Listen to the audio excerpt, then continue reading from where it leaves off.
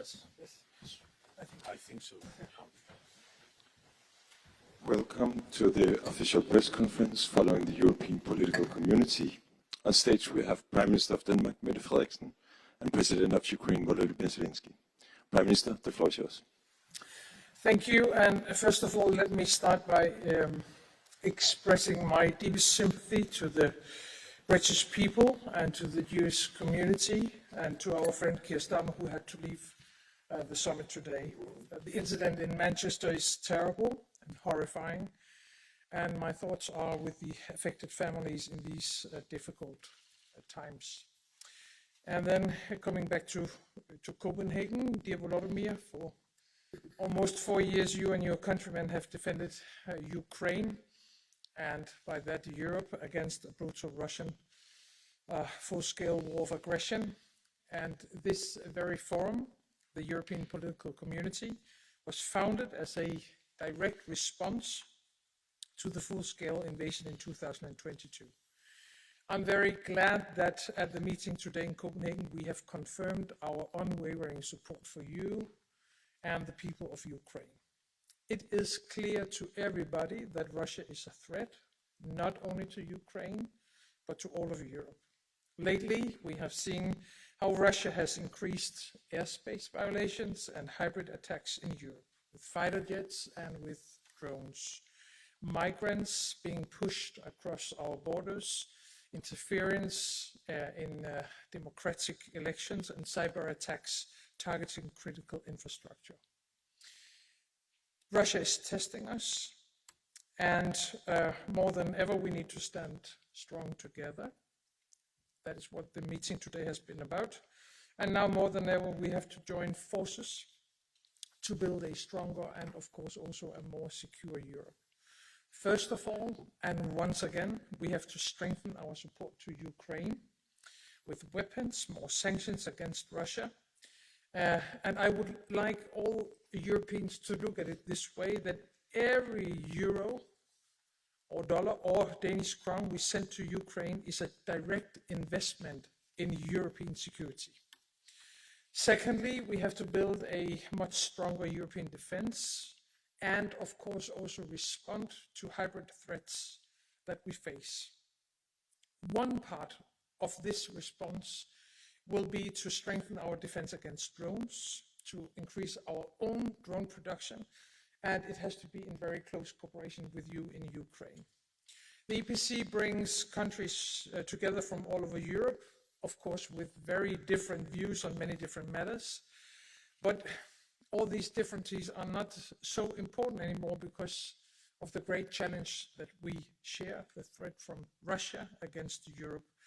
And that is why our common task is as simple as it is now serious. We have to be able to defend ourselves, and we have to defend the values that we believe in. And of course, and this is to conclude, to make Europe so strong that war against us is no longer an option. And it starts, and unfortunately for now, it also ends with what's happening in Ukraine. So supporting you is the most important task. And with that, I pass the floor to you, Volodymyr. Thank you so much, dear Mette. Thank you for your kind words and support and the invitation. Dear journalists, dear our teams, we had a lot of very productive meetings today, and I'm thankful to Mette and to Denmark for hosting the summit so well. Unfortunately, we all see that Russia is stepping up its destructive actions, and what matters most for Europe's security now is political will. And that was the main topic today. We feel that Europeans are clearly determined to respond, and to respond properly to the growing drone threat. Russian drones have gone too far. Dangerous incidents with Russia have also gone too far. Denmark, other Nordic countries, Poland, our neighbors, Romania, and violations of Baltic airspace, all of these shows the need for joint action and for every European country to have the ability to shut down drones. Our military guys with solid experience in drones are now in Denmark, and we will share their experience and their expertise. And I hope today's meeting will strongly support the idea of joint defense against drones. It can be called anything. I mean, a drone wall, a drone dome, or drone rapid response, but the point is the same. Every country must be protected from spy strike and any other drones. And from the threat Russia has created for Ukraine with daily drone attacks, we see clearly that only joint action and united efforts can guarantee real security. No country should be left alone against this threat. And I also want to thank all our partners for supporting the further development of programs like Pearl. We value this program a lot. It helps our defense. Today we spoke with partners who may join, and we expect new support. And we also talked about the SAFE program, one of Europe's strong defense tools, and we hope Ukraine will be an equal partner in it. And it's important that there is a common understanding that we need to move forward with security guarantees for Ukraine. The model that works for us can also work for others in Europe. Today we talked a lot about the battlefield in Ukraine, about how our soldiers are stopping Russian assaults, and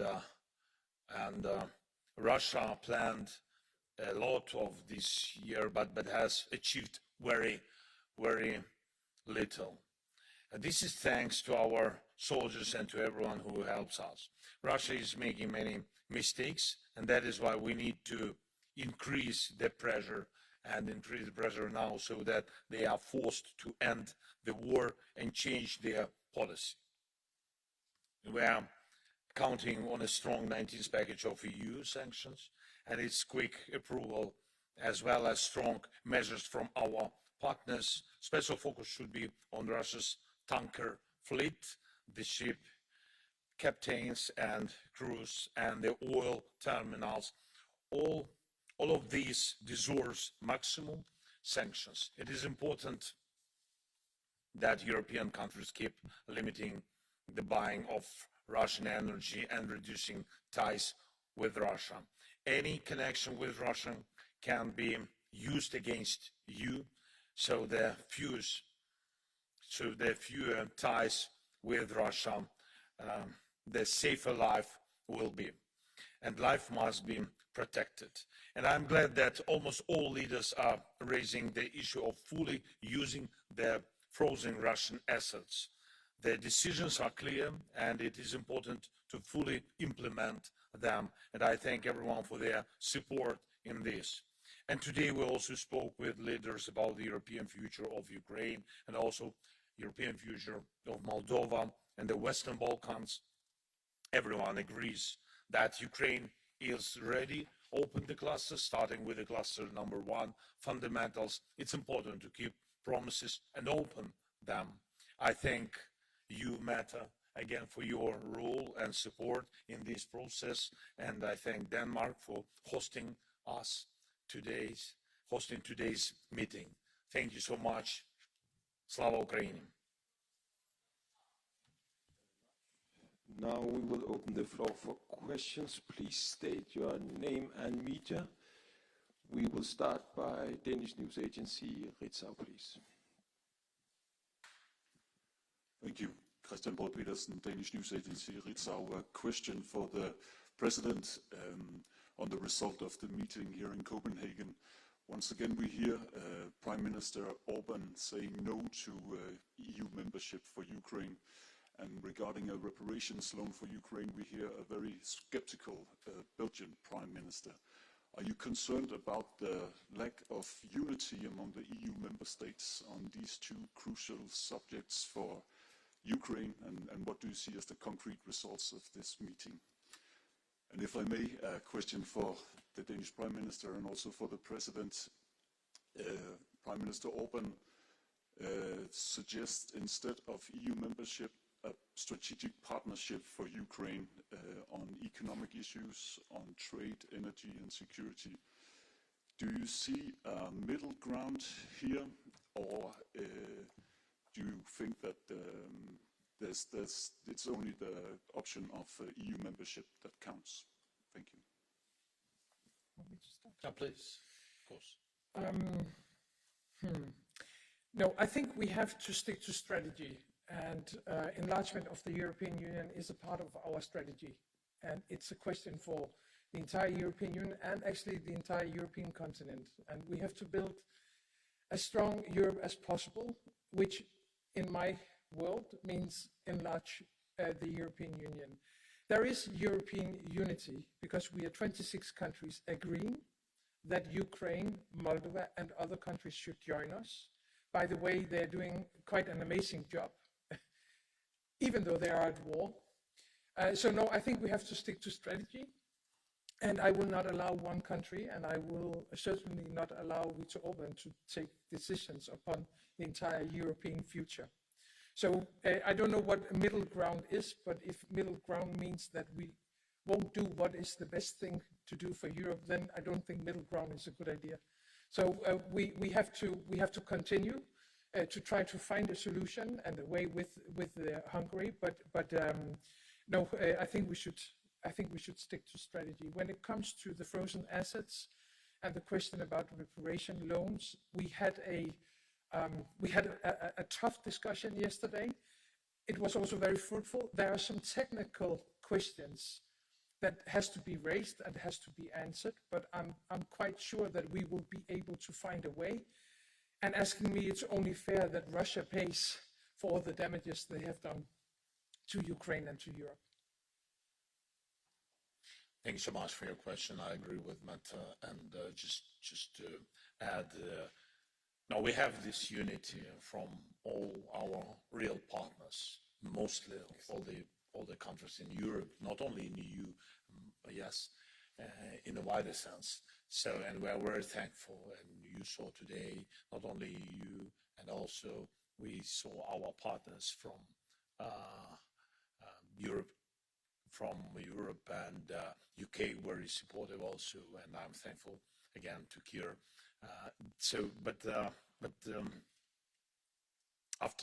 Especially after these attacks of Russian drones, I think the unity is more strong, and I think that reaction has also to be strong, to my mind. But in any way, so we will work on this issue, as I said already, together.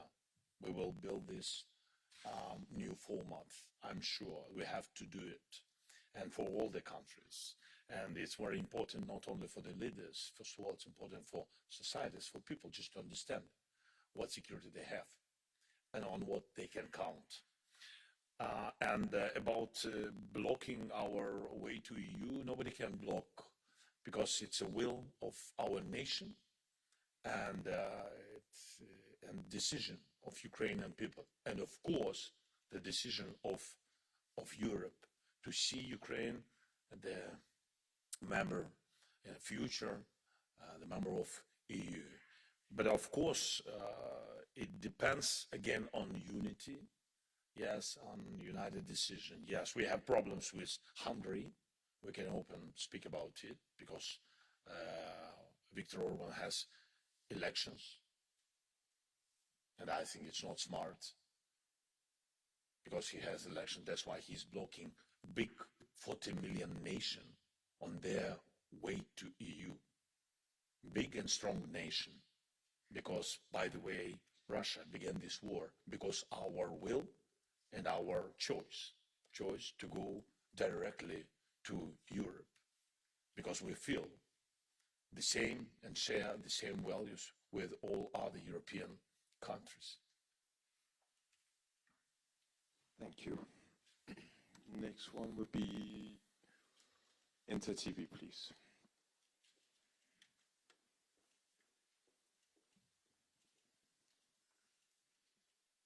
Thank you.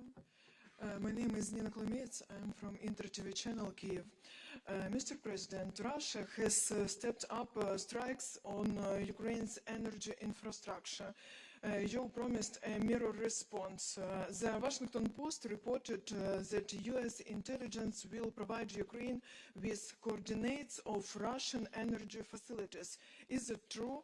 And do we have sufficient long-range capabilities to respond? And the questions for the Prime Minister: is Europe ready to help scale up Ukraine's production of long-range drones and missiles, as well as interceptor drones, which are urgently needed to defend against Russia's energy terrorists? Thank you. I can answer very shortly Please. to my question. Yes. Can I answer the same way? Thank you for your question. So first of all, we never attacked some civilian infrastructure in Russia. We always answered after the attacks on our energy. We began to answer. First, it was a little bit more than 1 year ago. We didn't have capabilities to answer. And when you remember when they did blackouts in Ukraine and a lot of such awful things attacked us. Now we can answer, and they feel our strong answers. We need a little bit more financing to be comparable, because when we spoke about it today, when they use each day 500 drones, for example, or 600 drones, we use 100, 150. Just capabilities, we have enough capabilities. Just now the question of financing. I spoke with partners, and by increasing financing, we will increase and be comparable with long distance drones. And Russia will have more questions from, I think, their society to their leaders. This is important. Then so before this moment, we used on long distance targets, we used only our weapon, as you know. And after my meeting with President of the United States, yes, we will maybe have something more. I don't know. We'll see. And maybe I can add that. Maybe you know what we will have. No, unfortunately not. It's a bit but what I know is that you still have free capacity in your own production lines.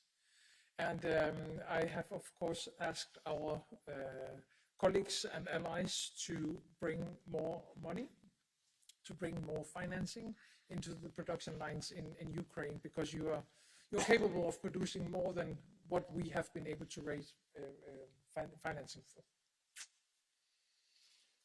Writers, please.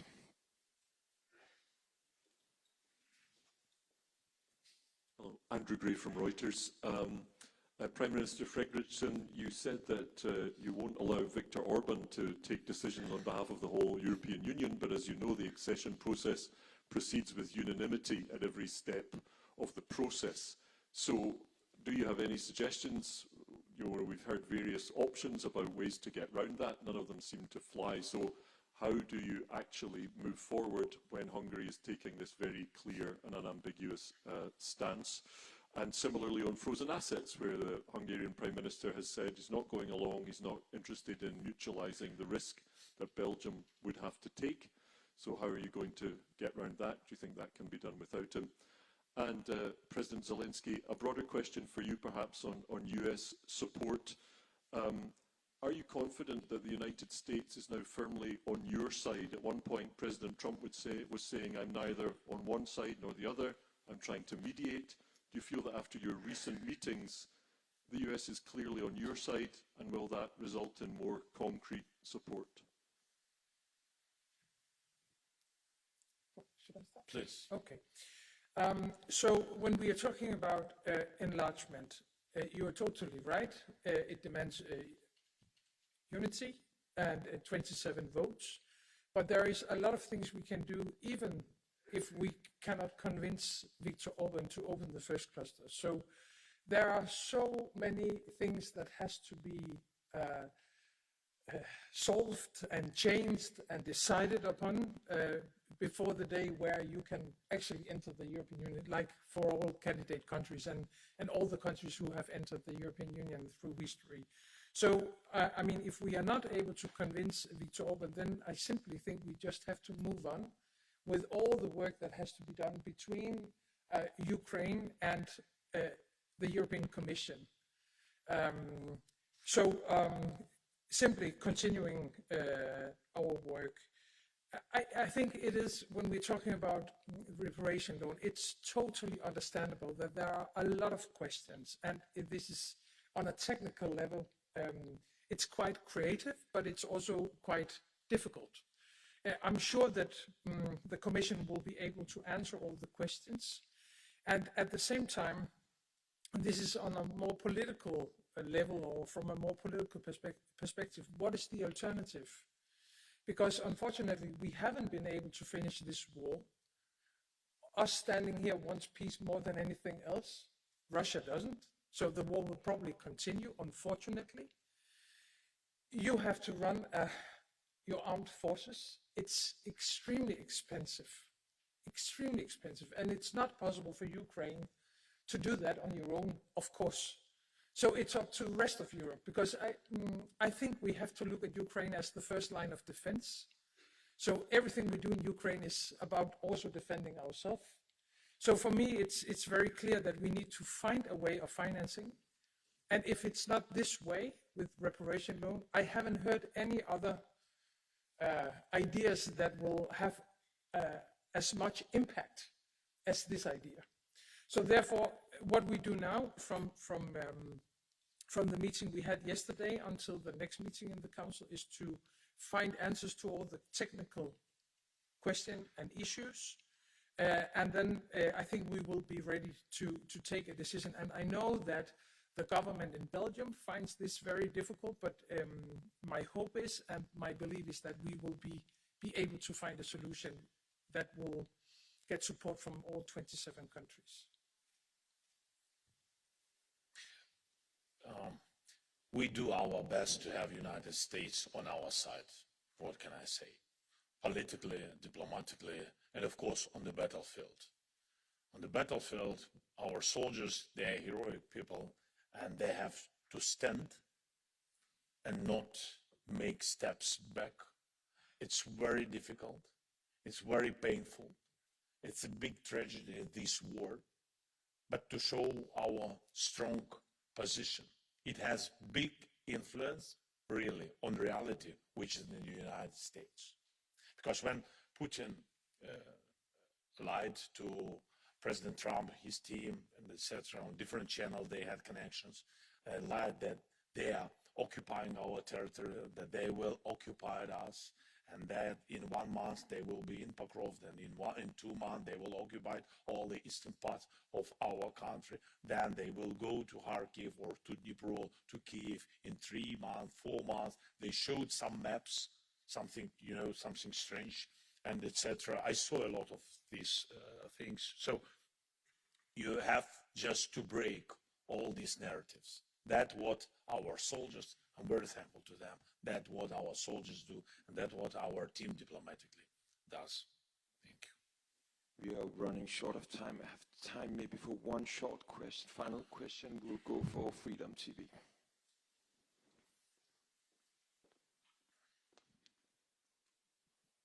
Thank you, Vitaly Sizov, Freedom. So questions for President. Of course, there is more urgent needs of Ukraine, but maybe you already discussed the possible participation of Ukraine in flagship project of defense of Europe, of this common project that you discussed yesterday with European leader, and questions for Prime Minister to close the topic of frozen assets. Could you say after these 2-day discussions that you became closer, 1 step or 2 steps closer to adopt this decision about reparation loan? Thank you. Well, when it comes to the reparation loan, we need at some stage to take an official formal decision. We cannot do that in an informal council meeting as we had yesterday. But what we can do during days like these in Copenhagen is to have discussions and to go deeper into the substance, and that is what we have tried to do together. So yes, I think we have moved closer, but we haven't. I mean, we are not there yet to conclude and to take a decision, but that was not the plan for these days. No, because it's an informal meeting and we don't take decisions. So the idea is to take decisions later on, but to prepare them and to have the political decisions. And that is exactly what we have been doing. And I think it has been quite good. The other question about including or to have Ukraine integrated in a flagship project, or in this idea of building a kind of a drone wall, I would let the president answer, but I would just say from a European Union perspective, it's impossible to build up the needed capabilities to secure Europe without Ukraine, because you are unfortunately the specialists. So in one way or another, I hope that we will be able to have your experiences, that we can learn from your soldiers and from your experts. And if we want to secure Europe, if we want to rearm Europe, I think we have to think Ukraine as a part of this rearming from the very beginning. If we speak about drone project, yes, yeah, about this. Sorry.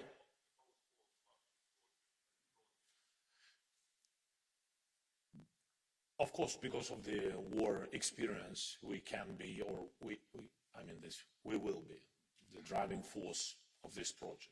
In any case, just we are at the very beginning of these discussions. I mean, very beginning of public discussions. Of course, step by step, we understand how to organize this project, but it's a big work. Yes, for this we need experience. We need to share experience, and it's fair. And I mean, this is just decision because countries of Europe, yes, like such strong partners, close partners like Denmark, helped us and continuing doing this from the very beginning of the war. And of course, they put money, they put strength to our army from the very beginning and supported our people. And of course, we made a lot of new developments according for such a volume of support. And of course, we will share this knowledge, this experience with our partners. But it's a big work just to share experience, technologies, training missions, a lot of things. Thank you. Thank you so much. This concludes the press conference. Please remain seated for a short while. Thank you so much. Good.